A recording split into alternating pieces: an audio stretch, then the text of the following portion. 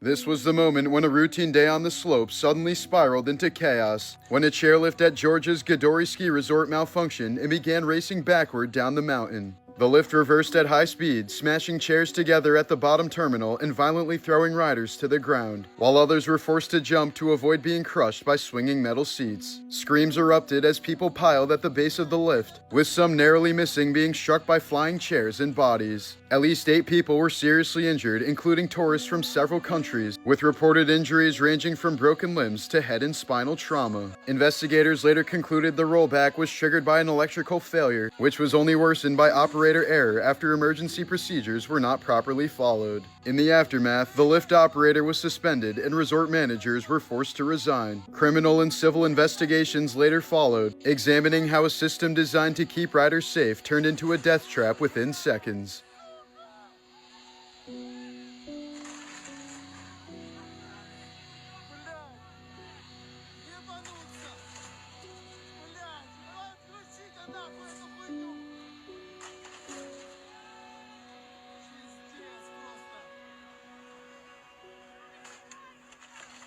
Wendell Middlebrooks, the actor who played Kirby on The Sweet Life on Deck, died suddenly at the young age of 36 when a pulmonary embolism tore through his lungs. He was found unconscious and alone in his Los Angeles home, likely collapsing in seconds as the blood clot blocked his oxygen, leaving him with no chance to call for help. Fans remembered him as the goofy security guard and the straight-faced Miller High Life guy, making it all the more tragic that such a wholesome presence was suddenly struck down by a silent killer lurking in his bloodstream. Some people known as bug chasers deliberately try to infect themselves with STDs, most notoriously HIV. Emerging in the late 90s, the subculture revolved around men seeking unprotected intercourse with HIV-positive gift givers. For some, the virus was fetishized as a form of erotic gift, while for others it was seen as inevitable, something to get over with instead of living in fear of. Some even viewed HIV as a mark of belonging to a special community. Interviews revealed participants craving the taboo of a slow, deadly virus invading their body, an act of self-destruction that got them aroused.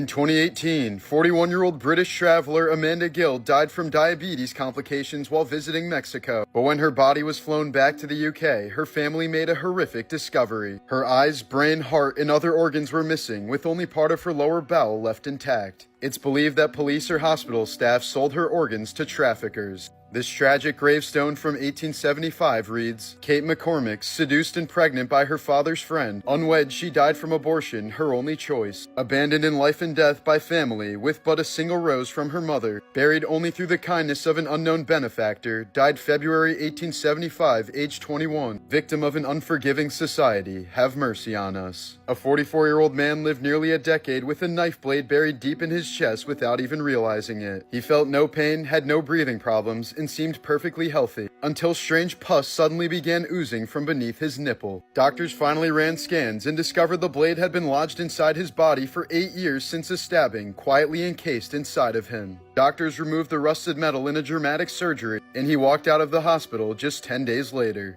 In his mid-20s, actor Tom Hardy was badly addicted to alcohol and crack. He was arrested several times until he finally decided to get clean in 2003 after waking up in a pool of his own blood and vomit. Tom says he's very lucky that he didn't contract HIV, let alone die during those dark days. World War II Japanese kamikaze pilots were allowed to return if they didn't find a suitable target. One pilot was shot after his 9th return since it became clear that he was afraid to die. During the Salem witch trials, none of the accused people who actually confessed to being a witch were executed. Only the 19 people who refused to confess were killed. Here's a 1935 photo of Tokyo residents mourning the iconic Akita named Hachiko. He became famous in the 1920s for meeting his master every day at the train station when he returned from work. Sadly, his owner died suddenly in 1925 and never returned. But Hachiko would continue returning to the station every single day for 9 straight years, waiting for his owner to hopefully return home one day. Shane Dawson, once YouTube's golden boy, has lived a life shaped by trauma. His father was an alcoholic who abandoned his family, while his mother struggled with hoarding and poverty. As a child, Shane was morbidly obese, bullied relentlessly at school, and has admitted to severe depression and suicidal thoughts before YouTube gave him an outlet. After finding fame online through comedy and conspiratorial content, he later became infamous for disturbing jokes that eventually led to his downfall. One of the most infamous scandals came from a resurfaced podcast bit where Shane claimed he had once done things to his cat as a teen, though he later insisted it was a stupid joke and not real. The image of him as a cat abuser haunted his persona. Years later, an old clip of him pretending to touch himself to an 11-year-old Willow Smith poster resurfaced, prompting outrage from the Smith family and leading YouTube to demonetize his channels.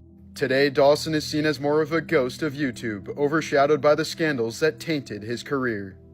While filming the Season 4 It's Always Sunny episode, The Gang Solves the Gas Crisis, Caitlin Olsen was accidentally waterboarded by Danny DeVito for real. The crew thought a piece of wetsuit material over her face would protect her, but water still seeped through, leaving her genuinely choking and gasping for air in a true torture simulation. To make matters worse, Olsen had just recently broken her back after being dropped onto concrete during a 4th of July accident, and she filmed the scene strapped to a board with her weight pressing against the healing injury. She now calls it one of the 3 worst days of her life.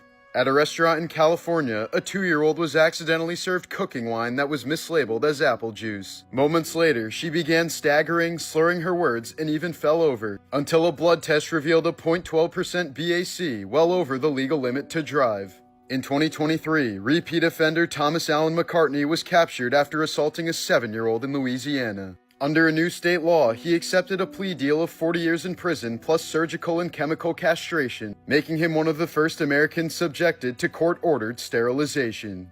After leaving the hit sitcom Different Strokes and struggling to find success as an adult actress, Dana Plato spiraled into addiction, poverty, and run-ins with the law. In 1991, Dana entered a Las Vegas video store with a pellet gun and demanded all the money in the cash register, after which the flabbergasted clerk called 911 saying, "I've just been robbed by the girl who played Kimberly on Different Strokes." Dana soon lost custody of her only child, was caught forging prescriptions, and attempted to salvage her career by posing for Playboy, but found little redemption. By 1999, she was a faded star clinging desperately to the hope of a comeback, but her appearance on The Howard Stern Show turned into a public humiliation. Stern and his callers openly mocked her claims of being sober for 10 years, with some cruelly suggesting she was just moments away from another downfall. Within 24 hours of the interview, Dana died alone from an overdose of prescription pills at the young age of 34. Jeremy Renner's 15,000-pound snowplow crushed his body with such force that he later recalled hearing the crunching of his own bones. The actor sustained 38 broken bones, a collapsed lung, severe cranial trauma, and required extensive reconstruction with metal plates to his chest, legs, and face. Among the most horrifying details he later revealed was that the impact had dislodged his left eyeball so severely that he could see it sticking out of his head with his right eye. A poor spider that was posthumously named Lawrence got stuck in this glass and couldn't climb up the smooth surface, so it apparently tried to web its way to the top until its silk ran out and it eventually perished.